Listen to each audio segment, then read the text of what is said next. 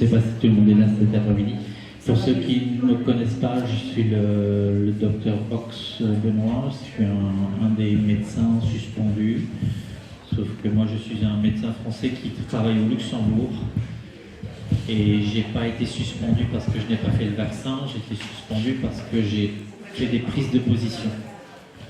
Et prise de position parce qu'on n'aime pas, comme partout, on n'aime pas qu'on parle. Donc la liberté d'expression est remise en cause. Et je me suis battu et au départ j'ai eu un petit peu peur de m'engager dans cette histoire. Je me sentais comme un lanceur d'alerte et je pensais qu'on m'embêterait pas, mais finalement on m'a embêté, on m'a suspendu pendant 1 an et là on m'a relancé sur une procédure pour encore des prises de position et surtout une prise de position pour le vaccin pour les enfants. Alors je vais vous raconter une petite chose, c'est que en 2021, quand on a commencé à faire les vaccins, on a fait des vaccins d'abord pour les adultes et surtout dans les maisons de retraite. On a commencé par les personnes très âgées, après les personnes moins âgées, après les adultes. Et puis on est arrivé au mois de mai, juin, juillet, on est arrivé à la vaccination pour les adolescents. C'était les 12-18 ans. Et j'avais la chance au Luxembourg d'avoir un ami qui s'appelle Hervé Seligman, qui est un luxembourgo-israélien. Et Hervé était tenu au courant des résultats des faits indésirables en Israël. Israël avait 1 à 2 mois d'avance de vaccination sur nous. Donc on a commencé à avoir les premières idées des effets indésirables des vaccins. Et entre autres, on avait une particularité, c'est que Israël avait commencé à faire des vaccinations chez déjà des 17-18 ans. Et on avait relevé au mois de juillet 2021 une trentaine de myocardites chez des adolescents de 17-18 ans en Israël. Une trentaine de myocardites. Sachant qu'une myocardite, et ça, on essaye de nous faire croire qu'une myocardite, c'est pas grave. Or, une myocardite, c'est 50% de décès à 5 ans. En fait, une myocardite, c'est grave. Pourquoi ? Parce que c'est une inflammation d'un muscle cardiaque, et quand un muscle cardiaque est inflammé, il va fibroser. Et un faisceau musculaire qui est fibrosé, il ne travaille plus. Donc, le cœur, ça doit travailler toute une vie. Ça fait un battement toutes les secondes, ou 2 fois par seconde, toute une vie. Donc vous imaginez, c'est une machine qui ne doit pas défaillir. Et si vous avez une fibrose au niveau du muscle cardiaque, et même une fibrose qui va être un peu généralisée au niveau du muscle cardiaque, et bien vous allez avoir plein de problèmes. Une insuffisance cardiaque, un trouble du rythme cardiaque, un trouble de la conduite du rythme cardiaque, une insuffisance cardiaque, et vous risquez de décéder. Et vous risquez de faire une mort subite. Et c'est ce qu'on retrouve actuellement. Donc à l'époque, j'étais très... on parle de mai 2021. J'avais déjà fait une vidéo qui avait été vue 40 000 fois sur Facebook où j'ai dénoncé les systèmes d'urgence des protocoles de Covid. Et je me disais, ils ne feront jamais la vaccination chez les enfants. Parce que chez les adolescents, si on fait la vaccination, sachant les résultats qu'on avait en Israël, qu'on connaissait déjà, on aura obligatoirement, et je le répète, obligatoirement, on aura plus de morts avec la vaccination qu'avec le Covid. Les statistiques à l'époque du Covid, en mortalité chez les moins de 20 ans dans le monde, c'était environ entre 300 et 500 morts. Sachant que dans cette comptabilité de morts du Covid, chez les jeunes, 80%, on a considéré que 80% avaient des comorbidités. Je vais prendre un exemple. Il y a un enfant de 3 ans qui est décédé du Covid en Belgique, qui a fait la première page de tous les journaux belges.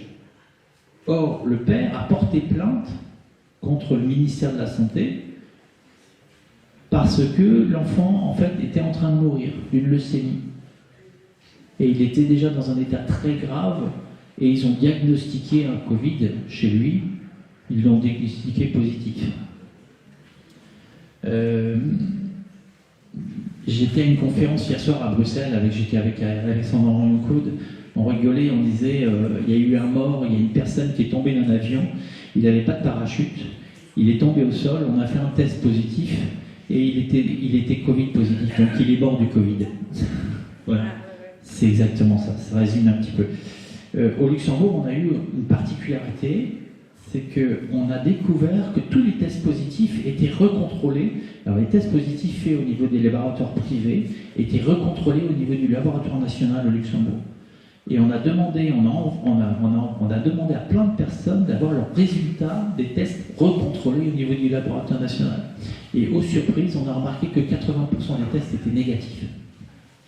Ce qui veut dire qu'en fait, ils ont fait du positif pour faire peur.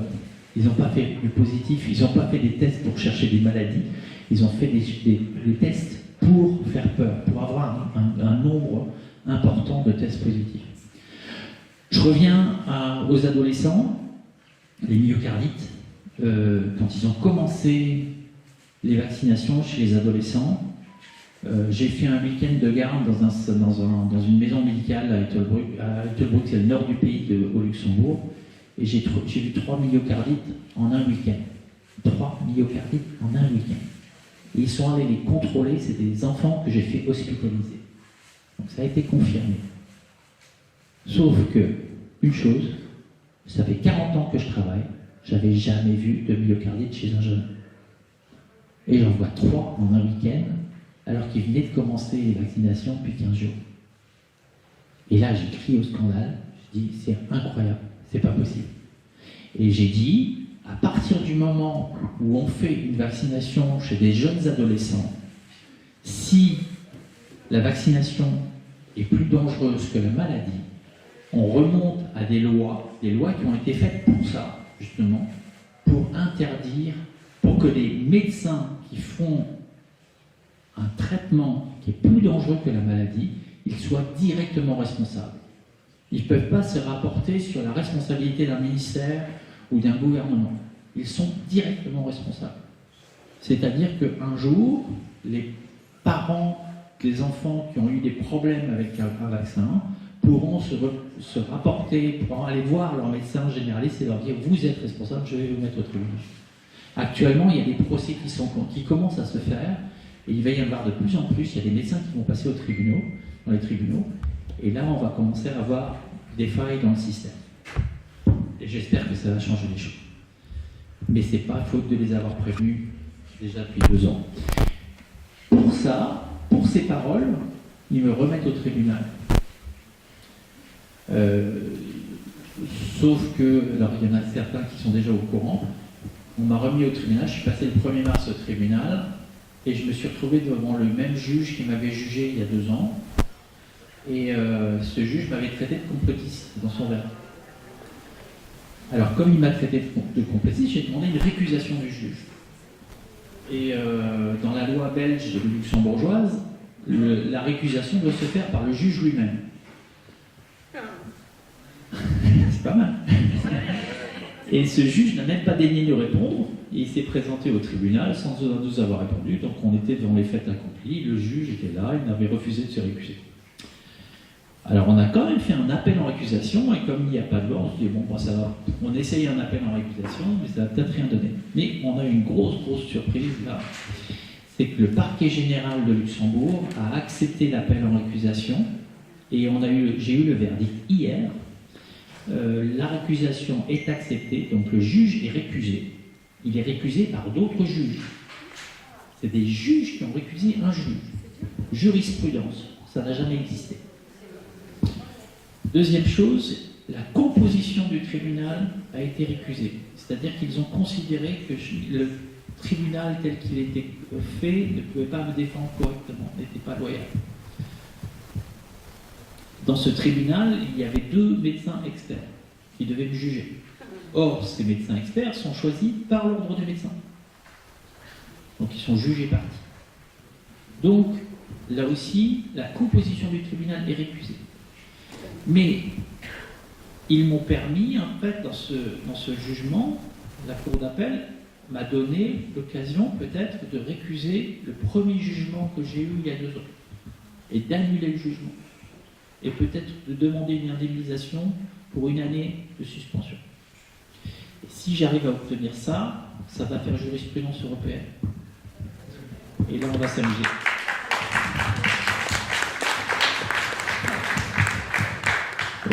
L'avocat que j'ai... Alors, j'y suis quand même allé dans les moyens. J'étais avec 4 avocats au tribunal. Et j'ai pris Maître Divisio qui est connu ici au Luxembourg, qui est connu ici en France. Maître Divisio s'est fait entendre au Luxembourg. J'avais envie de quelqu'un qui élève la voix et il l'a fait, j'étais bien content.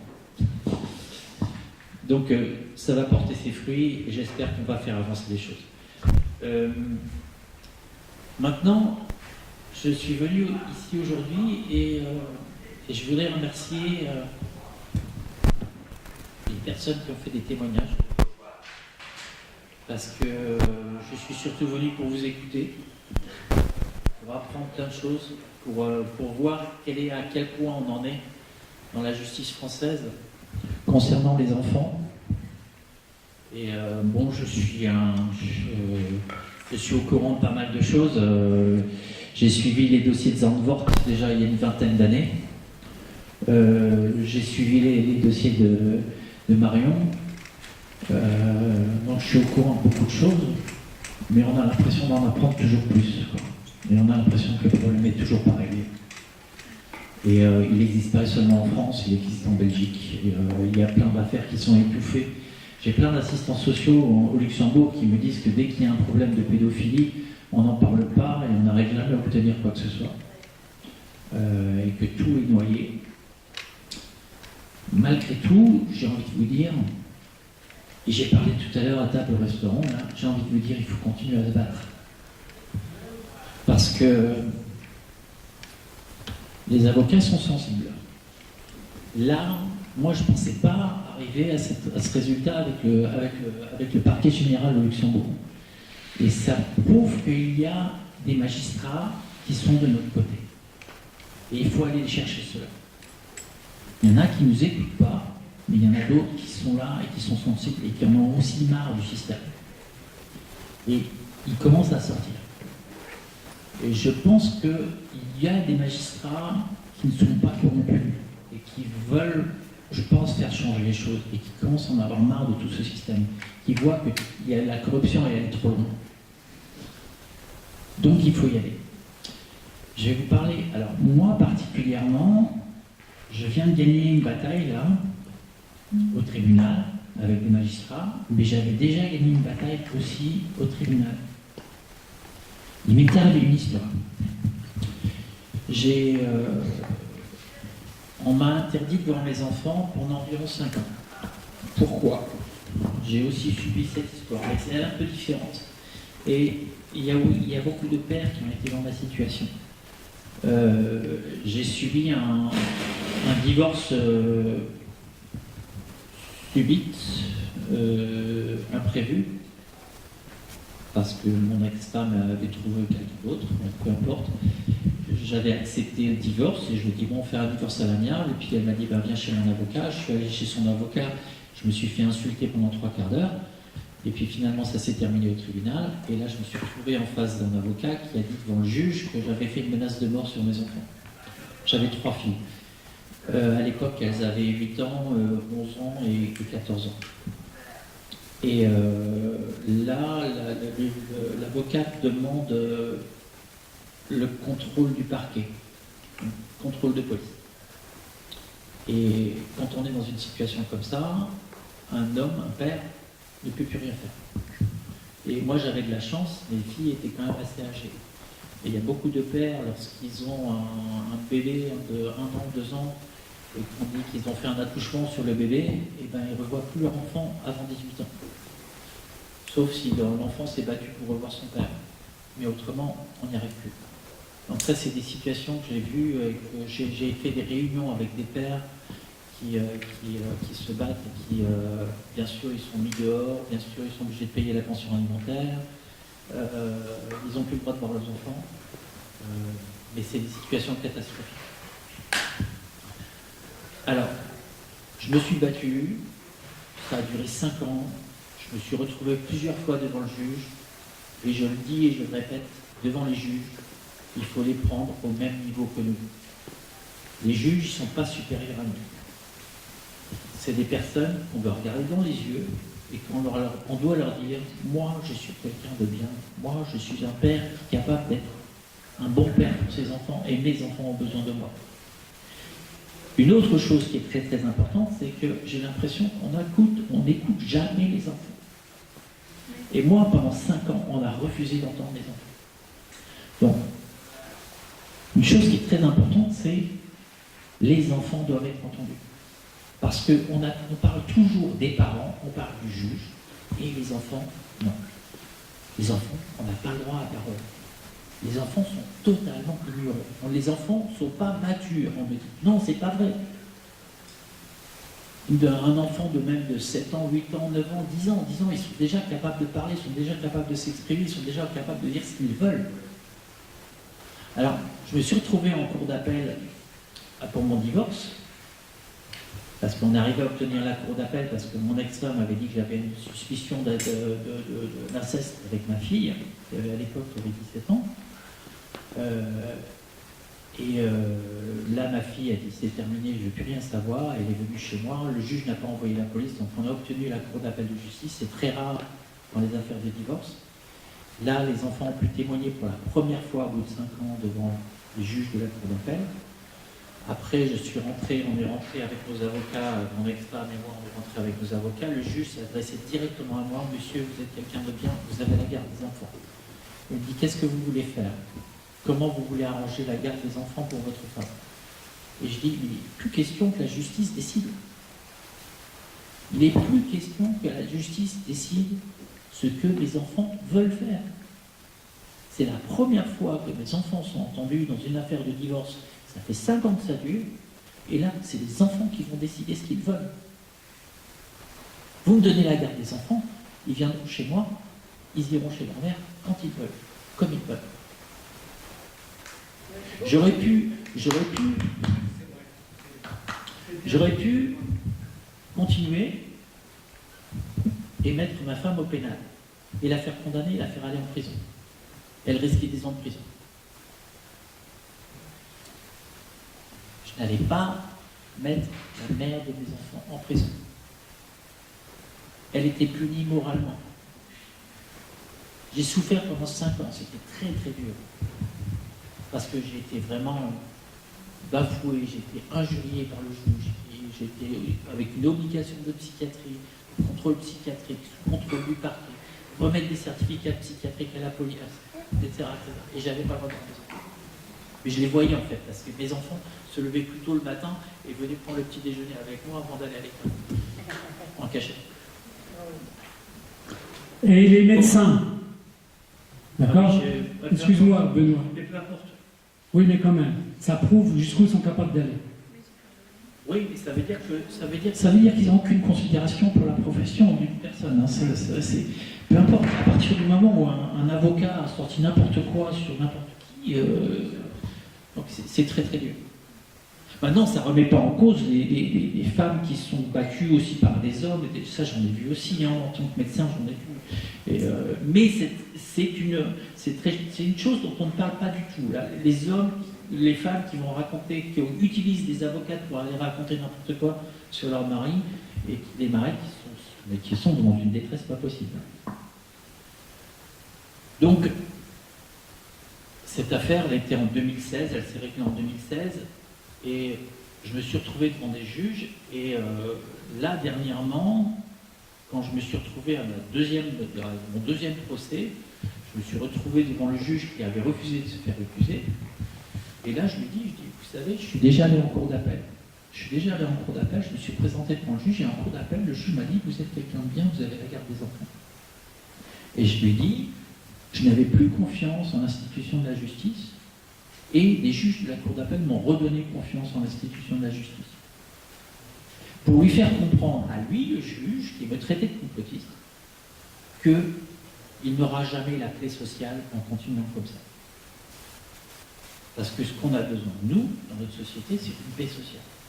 Et s'il y a des juges qui sont comme ça, on n'aura jamais de paix sociale. Et ils ne sont pas nombreux, ces juges-là. Et je pense qu'il y a énormément d'autres juges qui sont capables de faire changer les choses. Et je pense qu'il y a énormément de juges qui réalisent actuellement qu'il y a des choses à changer. Donc moi, si j'ai envie de vous transmettre quelque chose,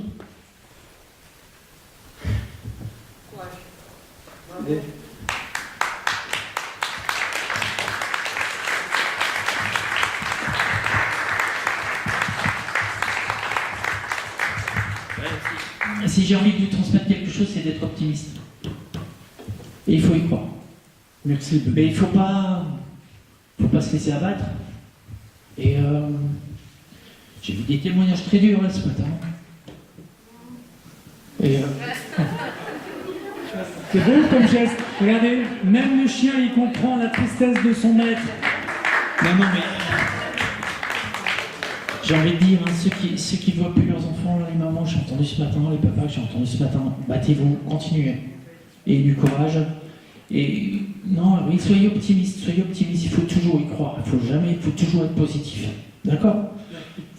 En tous les cas, je suis tout cœur avec vous. Merci Benoît, merci. Bon, vous voyez, c'est quand même un témoignage important, hein, d'accord? Vous n'avez pas ça tous les jours. Merci Benoît. Donc là, on avait normalement 2 autres rendez-vous avec des gens du CNRS, les 2 ne seront pas là. Donc ce qu'on va faire, on va redonner la parole soit à un papa ou une maman. Oui. D'accord, c'est beau. Il y a Chloé qui arrive. Juste 30 secondes. J'ai à votre disposition des documents certifiés de l'OMS sur le nom, sur le port du masque, le côté négatif qu'il donne sur les enfants. Perte de mémoire, perte de respiration et tout ce qui va avec. Ils ne reconnaissent plus les parents. Ils ne savent plus comment ils s'appellent. Donc j'ai un dossier à votre disposition. J'ai aussi une lettre du docteur Labraise qui a été écartée, que peut-être certains d'entre vous connaissent. Merci à lui. Alors, au nom de certaines personnes aussi, je voulais vous dire qu'ils présentent leurs excuses parce qu'ils n'ont pas pu venir, ils ont des graves soucis. Le docteur Labraise a eu un grave problème au niveau familial, il s'occupe de sa maman qui a des problèmes de colonne vertébrale, c'est pour ça qu'il n'est pas là aujourd'hui. Par contre, j'ai un document de sa main qui a été certifié par Maître Joseph, comment il fallait, pendant le confinement, soi-disant les gens qui étaient atteints du Covid, comment nous pouvons les soigner les enfants, ça prenait que 3 jours. Et il n'y a aucun effet secondaire.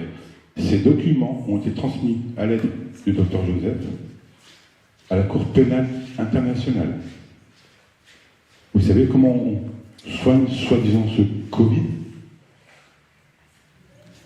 Simplement sous perfusion à la vitamine C concentrée. Il est en relation avec des médecins internationaux. Il s'appelle le docteur Labraise. Et je vous invite à regarder et à lire tout ce qu'il a publié. J'ai déposé ces documents à l'hôpital de Rouen, au service des urgences. Je vais sortir mon dossier, je vais laisser la parole à d'autres personnes, ce qui est tout à fait logique. Je vais mettre ce dossier à disposition, on fout la salle. Merci à vous.